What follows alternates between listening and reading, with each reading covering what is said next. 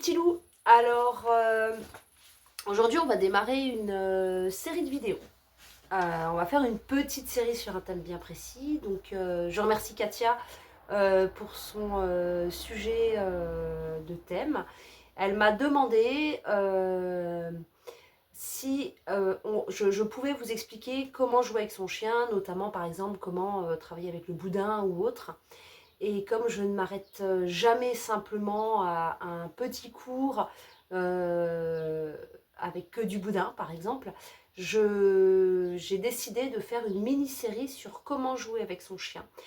Parce que c'est vraiment une base essentielle à la relation que vous allez avoir avec lui, qu'il va avoir avec vous, et à votre équilibre, le vôtre, vous en tant qu'humain, mais le sien en tant que chien. Donc du coup, on va partir sur une série de, je pense, ma structure, c'est plutôt 8 épisodes. Et celui-ci est le premier. Voilà. Donc on verra plusieurs thématiques parce que c'est un super sujet. Et c'est un sujet de fondation en fait. Où on va pouvoir voir plein de choses. Voilà. Alors je suis désolée, je lis un petit peu parce que j'ai préparé mon truc. Et je suis un petit peu obligée de lire parce que je veux être sûre de ne rien oublier à vous transmettre. Voilà. Même si je connais tout dans sa globalité, il y a quand même des points que je suis sûre que je veux être sûre de ne pas oublier en fait. Voilà, donc cette première vidéo, c'est pourquoi jouer avec son chien change tout. On voit beaucoup de maîtres qui vont structurer en fait le travail éducatif. C'est-à-dire plutôt l'obéissance, la marche au pied, le rappel, etc. etc.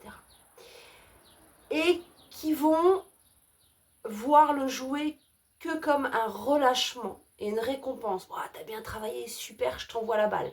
Et puis je te l'envoie, et puis je te l'envoie, et puis je te l'envoie, je te l'envoie, je te l'envoie. Ça te détend, ça te détend, ça te détend. C'est bien ou c'est pas bien? Bah les deux. Tout dépend comment c'est fait. C'est toujours pareil.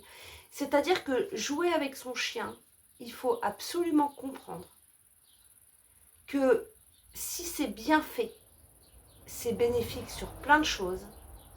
Si c'est mal fait, ça peut et ça va vous amener des troubles de comportement. D'accord?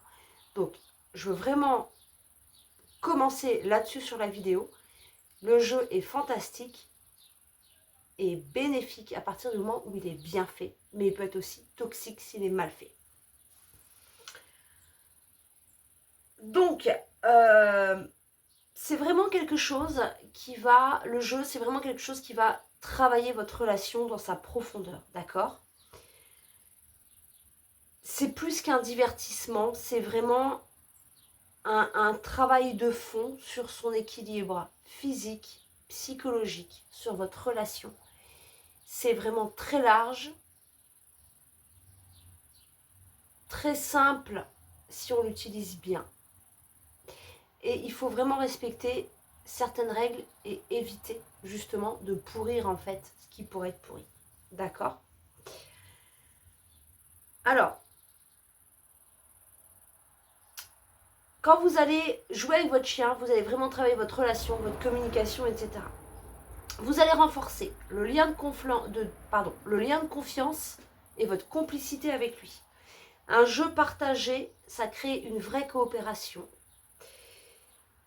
Et vous allez lui transmettre dessus que, à travers ce jeu-là, vous êtes un partenaire fiable, de confiance, qui sait mettre des règles, qui sait jouer, qui sait assouplir, qui sait aussi l'écouter. Parce que dans le jeu, justement, c'est très intéressant qu'il y ait vos règles, mais c'est intéressant aussi de laisser quelquefois ou à certains moments, justement, le chien proposer ça.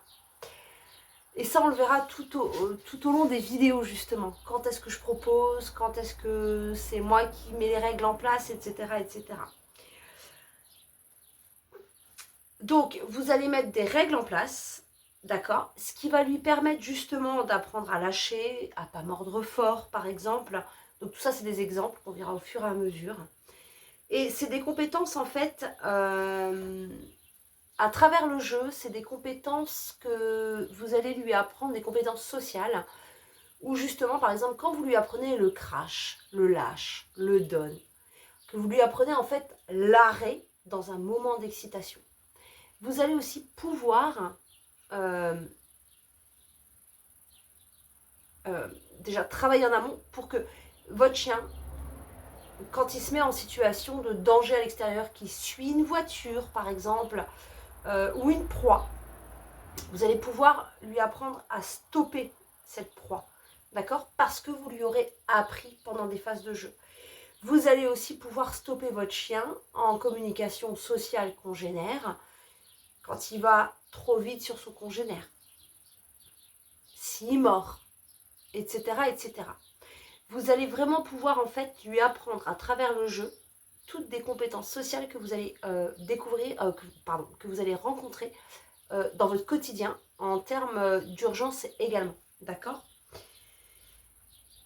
Vous allez aussi à travers ça réguler ses émotions, c'est-à-dire qu'on va apprendre au chien à pouvoir être excité, d'accord, mais à pouvoir aussi redescendre. Donc il y a une grosse gestion d'émotions. Vous le savez pour travailler avec moi que j'aime utiliser le jeu justement pour énormément travailler ce on-off et la gestion des émotions, d'accord? Donc on va apprendre vraiment le self-control de mon chien, gestion des émotions, etc. Alors, un bon jeu, il va stimuler le physique, ça c'est sûr, mais il va aussi stimuler le cerveau, d'accord? Et c'est là où on rentre justement dans le bon et dans le mauvais jeu, c'est qu'un bon jeu va stimuler les deux. Un mauvais jeu ne va stimuler que le physique. Un bon jeu va stimuler et physique et capacité de réflexion cognitive, etc. D'accord? Et on va fatiguer notre chien intelligemment. Si je fais que balancer des balles, sans réflexion de la part de mon chien, sans règles, etc., je ne vais pas faire que le fatiguer, au contraire. Et à travers le jeu là, justement, vous allez pouvoir apprendre à lire votre chien, à rentrer en communication, que lui vous lise, que vous le lisiez. Donc ça va être super intéressant aussi à ce niveau-là. On va vraiment en fait renforcer votre complicité de lecture, etc. Vous allez un petit peu vous taquiner mutuellement. Voilà, si au quotidien il y a beaucoup de règles, c'est aussi intéressant dans le jeu, même si vous mettez des règles et tout, c'est intéressant aussi de lui laisser un espace libre où c'est lui qui va venir vous chercher, il va venir vous taquiner. Et moi, c'est quelque chose que je fais aussi de temps en temps avec mon chien, c'est que je lui explique que je suis plutôt le leader, je suis plutôt celle qui donne les règles du jeu.